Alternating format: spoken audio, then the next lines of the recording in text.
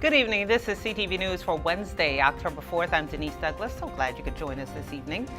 A group is suing Prince George's County and preparing for its day in court. The organization claims that in 2015, the tax increase was illegal because it was not approved by voters. Reporter Bruce Apoit has more on exactly what the plaintiffs hope to achieve. The county executive and the county council raised your taxes illegally. A group of anti-tax activists is preparing to take on Prince George's County in court.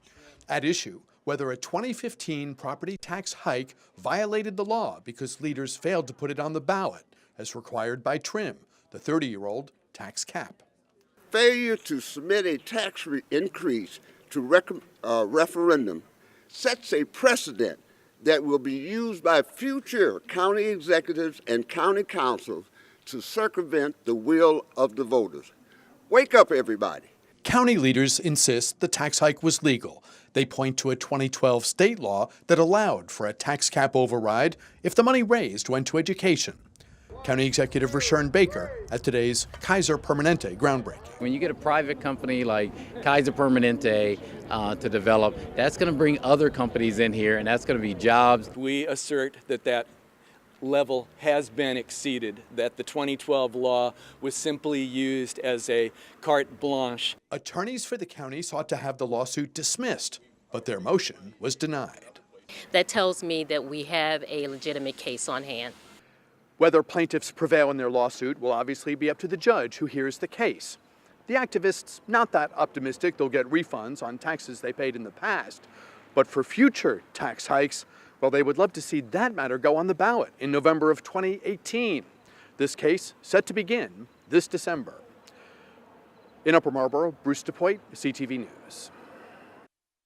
Thank you, Bruce. As the nation continues to try and figure out why the 64-year-old gunman opened fire on concert goers in Las Vegas, many are looking for ways to support the survivors. Soccer players at Arundel High School held a moment of silence for Tina Frost last night.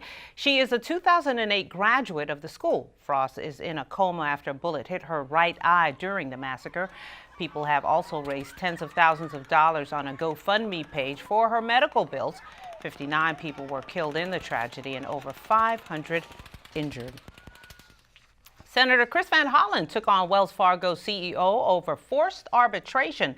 The bank is trying to derail a class action lawsuit filed by its customers who took the legal action over the opening of unauthorized accounts in their names. Last year, they asked the court to force dozens of those customers to resolve their claims in closed-door arbitration instead of open court. However, Van Hollen said customers should not be denied the right to take action through the courts during a hearing on Capitol Hill.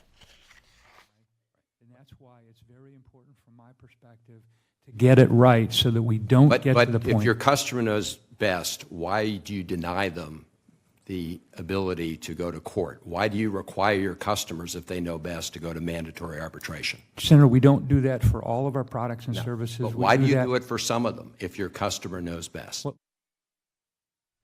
forced arbitration is often controversial because it helps hide misbehavior by companies in private mediation rather than opening it up to scrutiny in public court documents. Police will be canvassing a Bladensburg neighborhood hoping to get clues that could help solve a 2016 murder. Carl Anthony was shot in the 5000 block of 57th Avenue.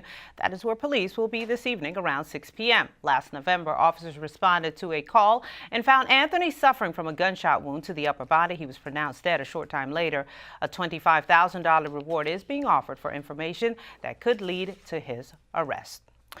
The Tacoma Police Department is investigating the disappearance of a critically missing teen. Kiara Moore was last seen on September 29th in the 7600 block of Maple Avenue in Tacoma Park. Moore is pregnant and she is described as a black female with a light complexion, approximately 5 feet 7 inches tall and 190 pounds.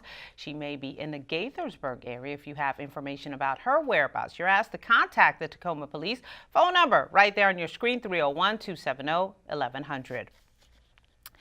A young girl takes what she saw on television to a new height. CTV reported yesterday that the minor reported to police that she was sexually assaulted while walking home from school in Fort Washington. Well, it turns out the incident never happened. Family members told detectives that the child saw a similar situation play out on TV yesterday. Police say they are not filing charges against that young girl.